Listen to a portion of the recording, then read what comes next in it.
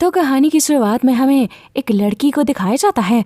वो तैयार होकर अपने घर से बाहर निकलती है तो उसे कुछ आवाजें सुनाई देती हैं। इसलिए जब वो नीचे देखती है तो वहाँ एक औरत थी। वो औरत एकदम से उसे देखती है और उसका चेहरा काफी अजीब था। ये देखकर वो लड़की बहुत घबरा जाती है और वापस अपने घर में आकर गेट लॉक कर देती है। लेकिन वो औरत उसके घर में घुस जाती है, इसलिए वो लड़की एक अलमारी में छुप जाती है। अब वो औरत उसको हर जगह ढूंढने लगती है और एकदम से गायब हो जाती है।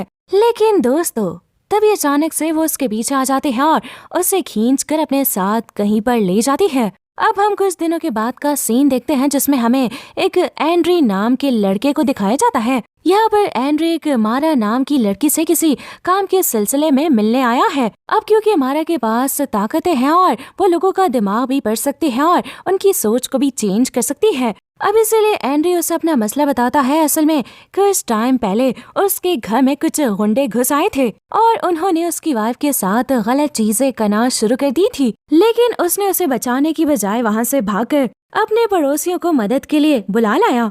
अब जिसकी वजह से वो गुंडे तो भाग जाते हैं, मगर तब से उसकी बीवी काफी बदल गई है क्योंकि इस सब में उसका बच्चा भी जाया हो गया था और वो इस सब का जिम्मेदार उसे ही ठहराती है। और अब उन लोगों में प्यार भी नहीं रहा था, बस वो लोग एक शादीशुदा जिंदगी गुजार रहे हैं। अब इतना बताने के बाद मारा कहती है कि बस इतना काफी है, बाकी मुझे पता लग गया है और अब तुम ये बताओ कि तुम क्या चाहते हो। फिर इस पर वो कहता है कि मैं चाहता हूँ कि वो पूरी तरह उस हादसे को भूल जाए।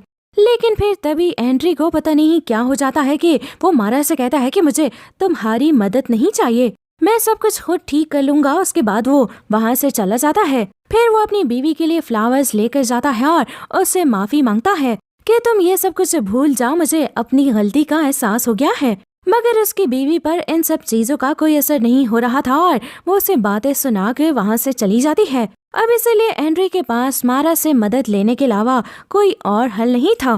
फिर वो मारा से मिलता है और मारा उसे एक मशरूम देती है और कहती है कि इस मशरूम को अपनी वाइफ के खाने में मिलाकर उसे खिला दो, जिससे वो पुराना सब कुछ भूल जाएगी। अब उसके बाद मारा कहती है कि मैं तो तुम्हारी मदद कर रही हूँ, पर बदले में तुम्हें भी मेरा एक काम करना होगा।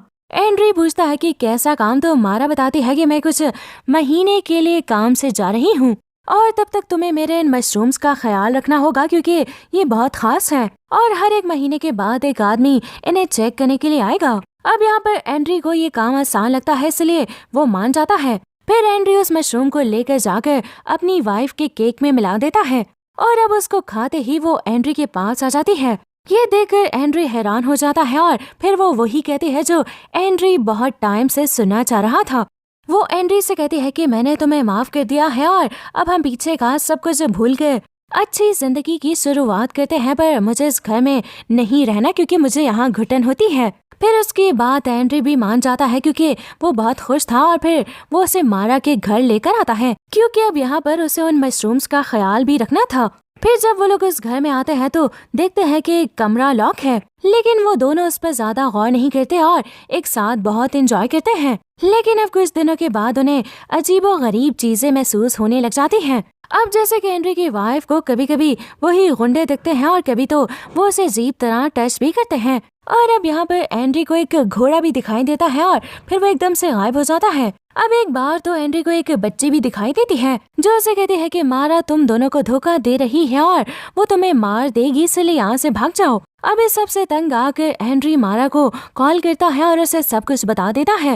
मगर मारा कहती है कि परेशान मत हो, ये सब उस मशरूम की वजह से हो रहा है और ये उसके कुछ साइड इफेक्ट हैं और तुम उसके शौहर हो, इसलिए तुम्हें भी चीजें दिखाई दे रही हैं। कुछ दिनों के बाद सब कुछ ठीक हो जाएगा। फिर एक दिन जब एंड्री और उसकी वाइफ सो रहे होते हैं तो एंड्री की वाइफ की आंख खुलती है और उसे अपने सामने एक आदमी खड़ा हुआ दिखाई देता है। वो जल्दी से एंड्री को उठाती है और एंड्री उस आदमी से कहता है कि बाहर चलो, मैं बाहर आकर तुमसे बात करता हूँ। फिर एंड्री बाहर चला जाता है और उसे काफी सुनाता है कि तुम कैसे इंसान हो, ऐसे ही मुंह उठाकर अंदर आ गए हो। यहाँ पर वो आदमी कहता है कि मैं मशरूम्स देखने के लिए आया था और मेरा काम हो गया है, इसलिए मैं बस जा रहा हूँ।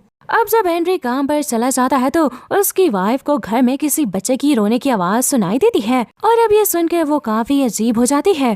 फिर वो एंड्री को कॉल करती है और कहती है कि हमें भी बच्चे के बारे में सोचना चाहिए। अब ये कहकर वो फोन बंद कर देती है।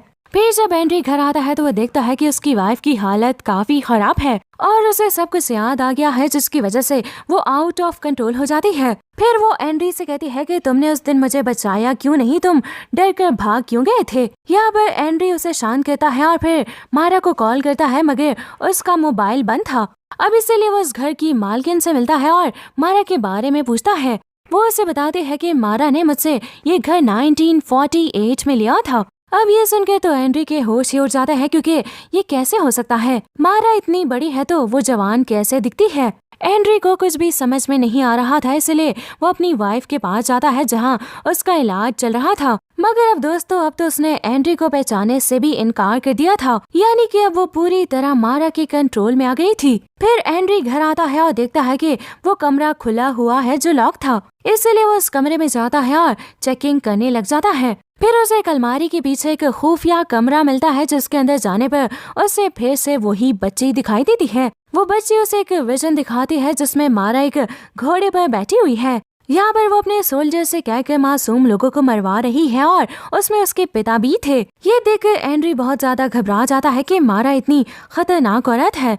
उसके बाद वो बच्ची बताती है कि असल में मारा एक विच है और उसने तुम लोगों को अपने जाल में फंसा लिया है, इसीलिए जल्दी से अपनी वाइफ को ढूंढो और यहाँ से निकल जाओ, वरना मारा तुम दोनों को मार डालेगी। अब यहाँ पर एंड्री भी बिल्कुल ऐसा ही करता है और वो अपनी वाइफ को ढूंढने लग जाता है, मगर वो उसे कहीं भी नहीं मिल रही थी, यानी कि इसमें भी मारा का ही हाथ है। उसके बाद एंड्री एक जगह पर जाता है जहाँ उसे वही आदमी मिलता है जो उसके घर के मशरूम्स देखने आया था। उसका हाल काफी खराब था और वो एंड्री को अपनी बातों में फंसाता है और उस पर हमला करके उसे बेहोश करता है। फिर जब एंड्री को होश आता है तो वो गाड़ी में होता है और वो आदमी उसे कहीं लेकर जा रहा होता है। एंड्री उसे पूछता है कि तुम मुझसे क्या चाहते हो। इस पर वो कहता है कि मारा ने मेरी वाइफ को किडनैप किया हुआ है और तुम्हारे बदले मैं अपनी वाइफ को उसे छुड़वा लूंगा। यहाँ पर हमें पता चलता है कि जिस लड़की को हमने मूवी के स्टार्ट में देखा था, जिससे मारा अपने साथ लेकर गई थी, वो इस आदमी की वाइफ है। फिर वो उसे ये भी बताता है कि मारा ऐसी बला है जो उन लोगों को अपना शिकार बनाती है जो अपनी जिंदगी पछतावे में गुजार रहे होते हैं। मुझे उसने इसीलिए चुना क्योंकि मैं नशे की हालत में अपनी वाइफ को बहुत मारता था और इस बात का मुझे पछतावा भी था, इसलिए उसने इस चीज का फायदा उठाया और हमारा शिकार किया। फिर वो आदमी एंड्री को एक जगह पर लेकर आता है जहाँ हर जगह मशरूम्स ही मशरूम थे और अब वहाँ पर उस आदमी की बीवी भी उन मशरूम्स में फंसी हुई थी। वो उसे कहता है कि परेशान मत हो, मैं तुम्हें इसके बदले यहाँ से निकाल लूंगा। फिर तभी वहाँ एक होल से मारा जाते हैं और वो उस आदमी की वाइफ को जान से मार देते हैं और फिर उस आदमी को घोड़ा बना देती है। और उसके बाद वो एंड्री से कहते हैं कि कुछ देर में तुम्हारी बीवी भी यहाँ पर आ जाएगी। फिर हम उसकी बीवी को देखते हैं जो उन्हीं गुंडों से डरते हुए यहाँ पर आ जाती है और अब हमें ये भी पता चलता है कि ये जगह उन्हीं के घर में है, उसी अलमारी के पीछे। अब एंड्री अपनी वाइफ को संभालने लगता है, मगर उसे एंड्री भी एक गुंडा दिखाई दे रहा था। अब जिससे डर कर वो एक खिड़की से कूद जाते हैं और मारी जाती है। मगर जब एंड्री नीचे जाता है तो वो उसकी वाइफ नहीं बल्कि उस आदमी की बीवी थी। अब पुलिस वालों को लगता है कि एंड्री ने उसे धक्का देकर मारा है, इसलिए वो उसे अरेस्ट कर लेते हैं। अब असल में दोस्तों, एंड्री की वाइफ तो वहाँ पर आई ही नहीं थी, बल्कि ये तो मारा ने बस उसे दिखाया था। लेकिन कुछ टाइम के बाद मारा एंड्री को वहाँ से निकलवा लेती है। फिर एंड्री मारा के घर जाता है और उसी कमरे में आकर उसी गड्ढे में जाता है जहाँ से मारा आई थी। मगर वहाँ पर जाते ही वो एक अलग जगह पर आ जाता है जो दिखने में बहुत पुरानी लग रही थी। उसे वहाँ पर एक घर दिखाई देता है। वो वहाँ जाने लगता है, पर तभी वही बच्ची आकर उसे एक फॉर्म में ले जाती है। फिर वो उसे दोबारा एक विजन दिखाती है कि असल में मारा के साथ हुआ क्या था और वो ये सब क्यों कर रही है। फिर उस विजन में वो देखता है कि मारा के गांव पर सोल्जर्स ने हमला किया है और वो उनके सारे घोड़े लेकर जा रहे हैं। मारा के गांव के लोगों ने बहुत रोकते हैं क्योंकि अगर वो घोड़े लेकर गए तो उनके कमाने का जरिया खत्म हो जाएगा। अब इसलिए वो सोल्जर से एक डील करते हैं कि हमें मारा दे दो और फिर हम आधे घोड़े लेकर जाएंगे, आधे छोड़ देंगे। फिर इसलिए पूरे गांव वाले राजी हो जाते हैं और उसके पिता भी, जिसके बाद वो लोग मारा को अपने साथ ले जाते हैं। और उसे घर में लेकर आते हैं जहाँ पर अब वो रहती है और फिर उसके साथ बहुत जुल्म करते हैं। लेकिन फिर मारा अपने गांव वालों से बदला लेने के लिए काला जादू सीखती है और एक बला बन जाती है। और उसके बाद अपने जादू से उसने उन सोल्जर्स को अपने कंट्रोल में कर लिया था और पूरे गांव वालों को भी मार दिया और साथ ही साथ अपने पिता को भी। अब वो बला तो बन चुकी थी, इसलिए वो कपल्स का शिकार करती थी। यहाँ पर वो लड़कियों को मार देती थी और लड़कों को घोड़ा बना देती थी। फिर ये विजन देखने के बाद एंड्री उसी घर की तरफ बढ़ता है जहाँ मारा ने उसकी वाइफ को रखा हुआ था। एंड्री जब अंदर जाता है तो उसकी वाइफ उसे कहती है कि यहाँ से चले जाओ, क्योंकि उसे अब सब कुछ पता चल गया था। मारा ने उसे बता दिया था कि एंड्री तुमसे बहुत प्यार करता है। फिर एंड्री मारा के पास आता है तो मारा कहती है कि मैं तुम्हारे प्यार का एक इम्तिहान लूंगी, अगर तुम पास हो गए तो मैं तुम्हें यहाँ से जाने दूंगी।